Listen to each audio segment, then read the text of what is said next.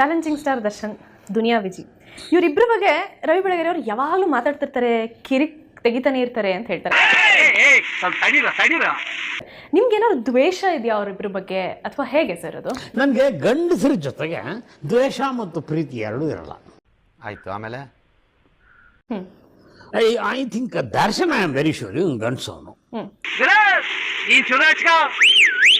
ಈ ವಿಜಿನೇ ಸ್ವಲ್ಪ ವೈ ಸರ್, ಯಾಕೆ ನೋಡಿದ್ರೆ ಹಂಗೆ ಅನ್ಸುತ್ತಮ್ಮ ನನಗೆ.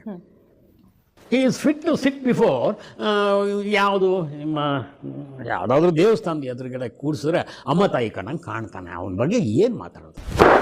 Emotional damage. He is neither educated nor cultured, not a good actor, not a good human being.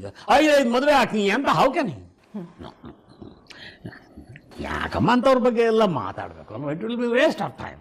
Darshan is a handsome boy, strong boy, well grown and we keep. ನನಗೇನು ಪರಿಚಯ ಇಲ್ಲ, ಐ ಸಿಂಪಲ್ ಲೈಕ್ ಹಿಮ್.